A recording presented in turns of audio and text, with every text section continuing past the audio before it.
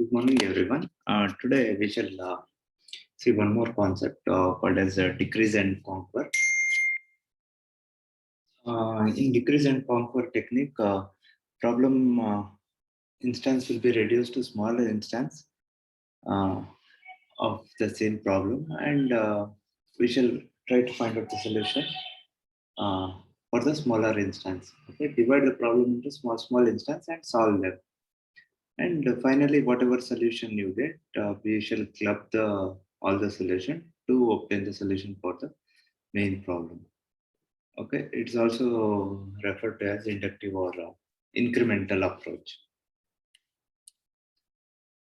Examples of decrease and conquer technique are actually there are three types of decrease and conquer techniques. One is decrease by one factor. Okay, like example are insertion sort, DFS, BFS, topological sorting, okay, and algorithm for generating permutations and subsets. Already you have you seen these techniques, DFS, BFS, and all. Next, decrease by constant factor, which is nothing but binary search, fake coin problem, multiplication, and Josephus problem. These are the few examples for decrease by constant factor. Next, variable size decrease, Euclid's algorithm, and selection by partition. These are few techniques which comes under variable size decrease in technique. Decrease by a constant. You just see one example here. Okay, exponential computation. That is a to the power of n. You want to find out. So that is problem of size n. So you make it as problem of size n minus 1 and solution to that problem that n minus 1. Okay, if n is equal to 1, it will be a. If n greater than 1, what you are going to do is f of n minus 1 into a. We will go on dividing the problem by one factor. Okay, that is by a constant, one constant will, and we'll find the solution. We will go on multiplying that with the each solution and we'll arrive at the final solution. Next is decreased by a constant factor. For example, binary search. What happens here is a problem of size n by constant factor means n by 2. We'll go on dividing the problem into half and solution to the sub problem. And finally, we'll arrive at the solution to the original problem. Okay, f is equal to main problem f of n, it will be divided by 2 if n is even and positive number. If n is odd, n minus 1 divided by 2 because division should happen. If n is equal to 1, is nothing but a. Okay, this is how we can divide it by a constant factor. Variable size decrease one algorithm, as I said, is Euclid's algorithm. A size reduction pattern varies from one iteration of an algorithm to the another. That is, in the first iteration, we can decrease the problem by 2. Second iteration, it may be by 5. Okay, that decrease pattern will vary. Euclid's algorithm is one of the example to find out the GCD. Okay, GCD of m comma n is nothing but GCD of n comma m mod n. That is how we go on reducing it. Okay, the arguments on the right hand side are always smaller than those of the left hand side. But they are not decreased, neither decreased by a constant number or nor by a constant factor.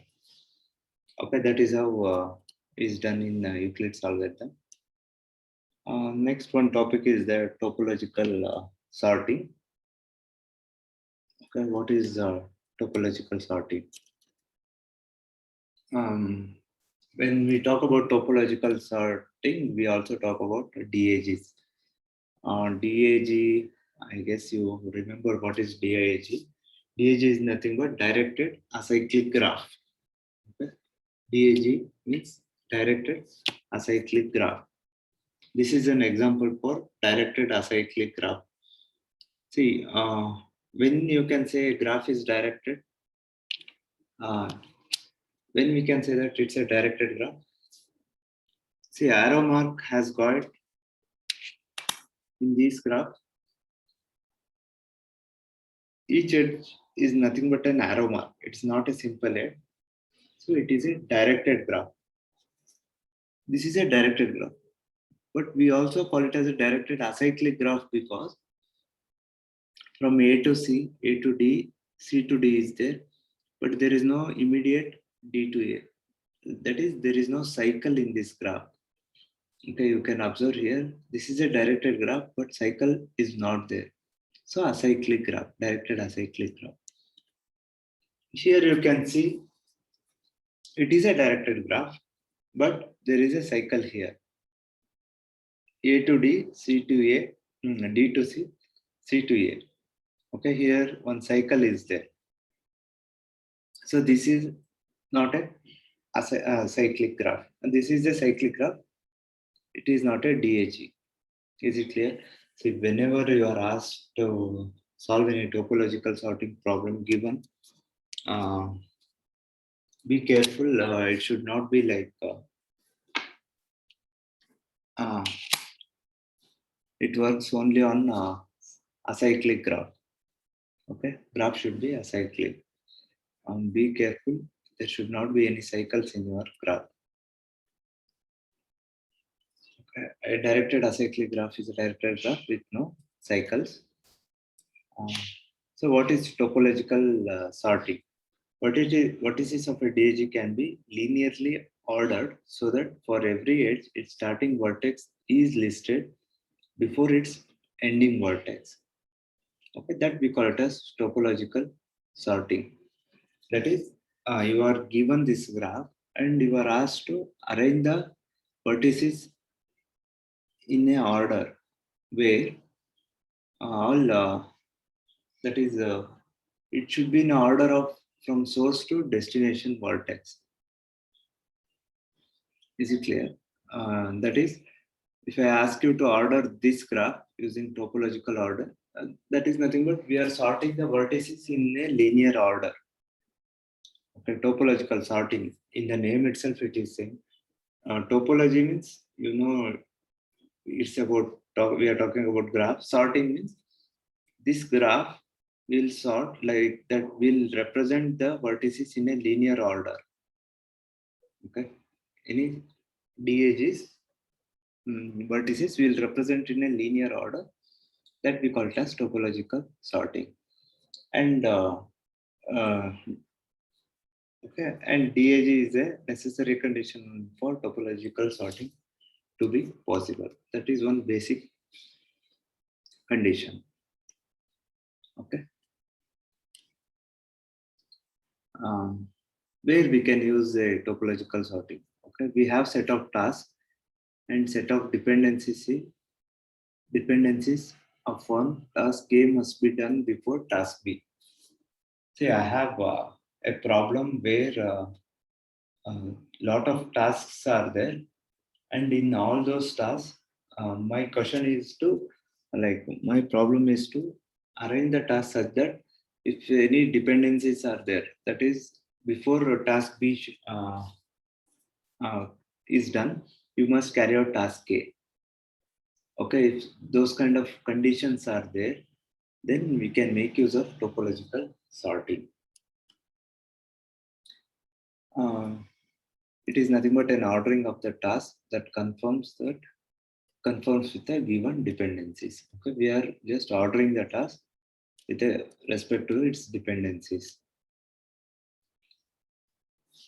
And the goal is to find a topological sort of the task, or you have to decide there is no such ordering of the vertices. Okay. Very simple topic. I will explain with an example, you'll understand. Here, see a graph. It is a graph C1, C2, C3, C4, C5. 5 vertices are there. Here, each C represents courses. Okay, a student can take any of these 5 courses. C1, C2, C3, C4, and C5. Okay, student can take any of these 5 courses in his curriculum. But there is a condition that he has to take course C3 only after taking course C1 and C2. You can see here, there is a condition for taking the courses. Okay, if student has to take course C3, before taking this course, he has to take C1 and C2. Okay, that is one condition. Next condition is before taking course C4, he has to take course C3. Before taking course C5, he has to take the course C3 and C4. So this is the condition. Now, see, that condition has been represented in the form of a graph. Any given problem, if you are asked to solve it using topological sorting, what you must do is you have to represent that problem in the form of a graph. Okay. Now we have to give the details like our problem here is to list the courses in the order, okay, which student can take one after another. Okay, we have to give the list in the order so that the student can follow it in that order. So for topological sorting, we can use DFS algorithm. Okay, or there is one more method. Here I will show the first another method. Or you can also apply DFS and the list whatever we arrive at. Using that also, ordering can be done. DFS solution I will show in the next problem. Now you observe here. In both the methods, you can solve these things. So first thing is, student can either start with C1 or C2. Okay, these two courses doesn't have any dependencies. C1 is not dependent on any previous course, or C2 is not dependent on any previous course. So students can start with any of these two courses. How you can decide?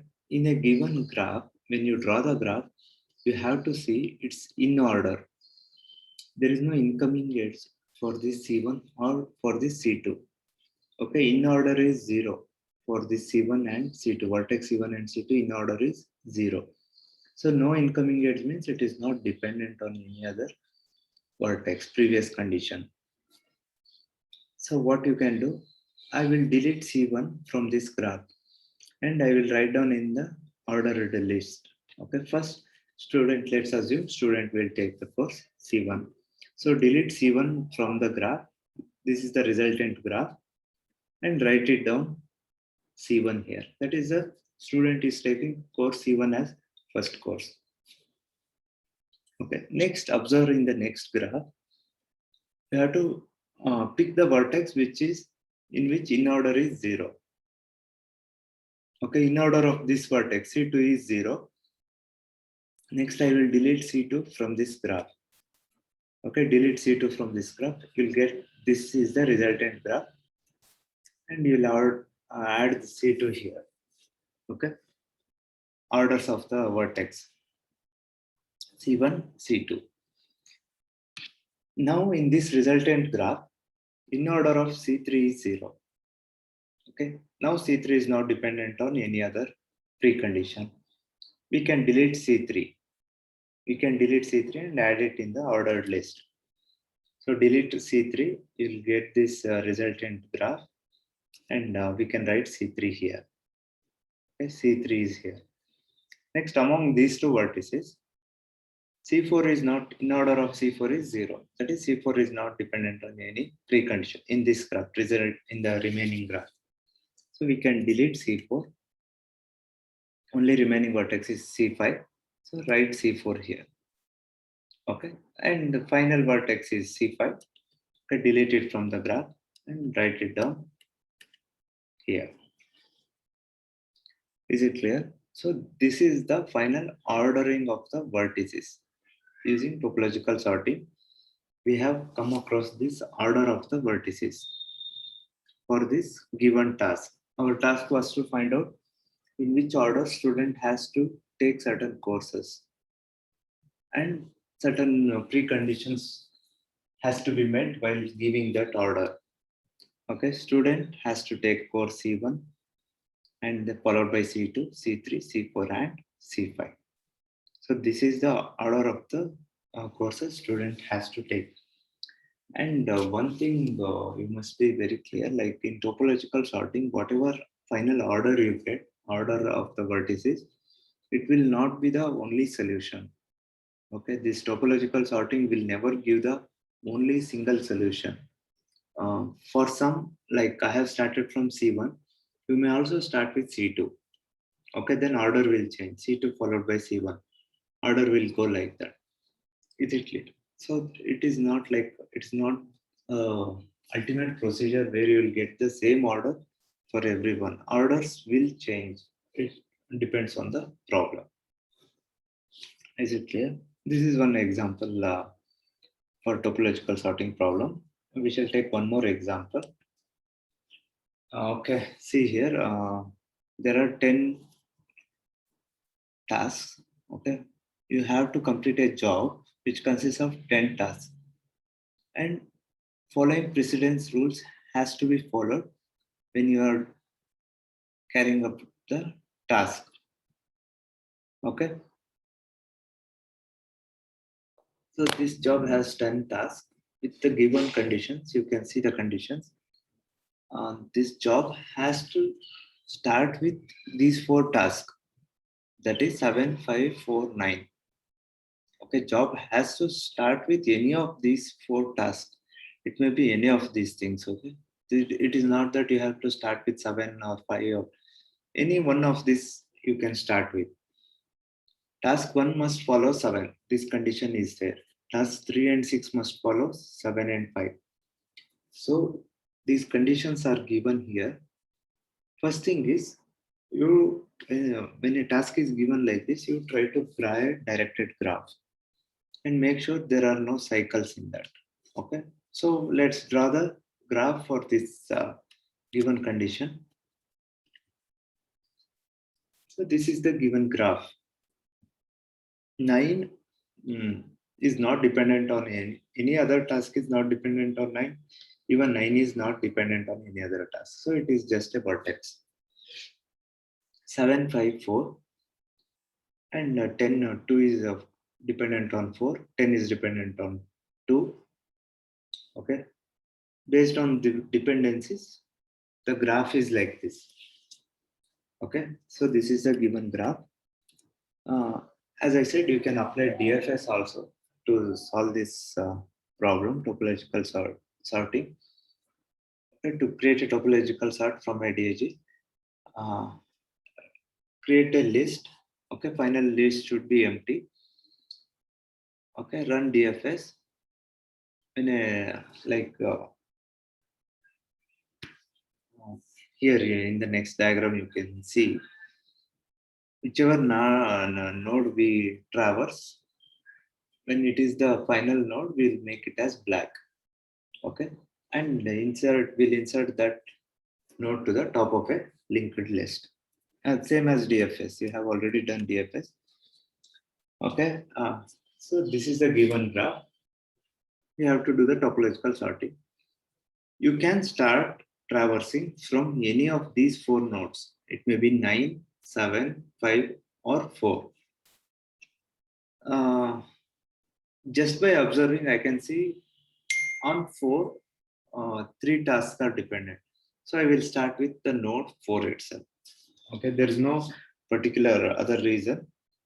Okay, I can start with any of these 4 nodes, but I will take 4. We shall start traversing from this node 4. I will mark it, okay, because I have started from here. So 4, like on this vertex, 2 other nodes are dependent, which is 2. Okay, again, this is not the final node. One more node is dependent on that, that is 10. One more vertex is dependent. Task is dependent on 2, so that is 10. So 10 is the final task. For this task to complete, Okay, it is dependent on 2, but no other task is dependent on 10. So this is the final node here in this row, in this path. So what I will do is I will mark it as black and I will insert it to the list 10. Before 10 has to be completed, which task has to be complete? That is 2. So I will insert it to the list. But yeah, before 2 has to be completed, we have to complete the task 4. That is there. But on 4, one more task vertex is dependent, that is 8. So that is 8. So finish 8 and insert it to the list, and then finish 4 and insert it to the list. Is it clear? Okay. So now if you see this order, first we'll start with the task 4 and then followed by 8 and then followed by 2 and then followed by 10. So there is a condition given, 4 and 8 are depending on, 8 and 2 are depending on the task 4. So we have maintained that order also. Next, we can either go to 7 or 5. Next task, you can pick anything you want. I will take 7. Okay. 7, before completing on 7 tasks, you have 3 tasks dependent. That is 1. Okay. I will mark that as finished and I will insert it to the list. And then 3 finished and insert it to the list. And then 6 insert it to the list. And then finally 7.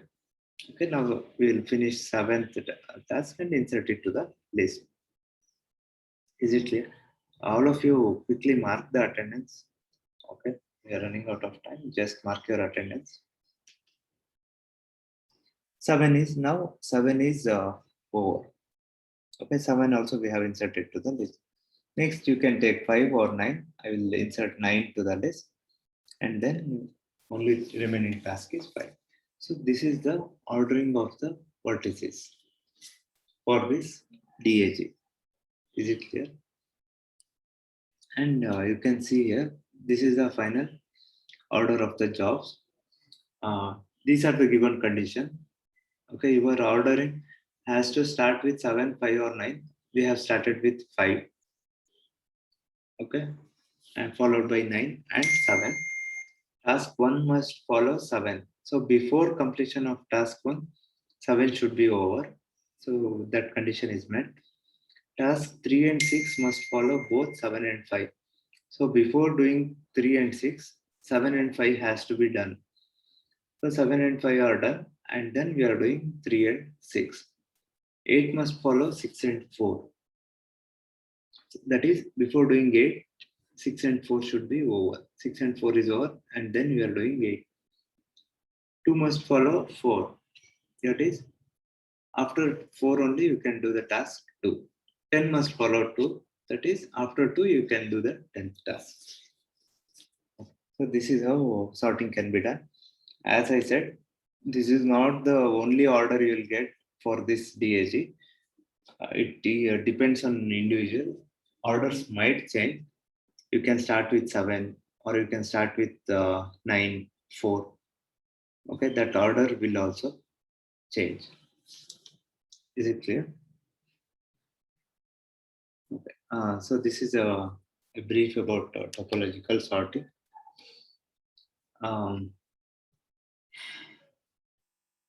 So today I will stop here. After test, we shall continue with the next class. Okay, for test, first 2 modules will be there and simple questions you'll get.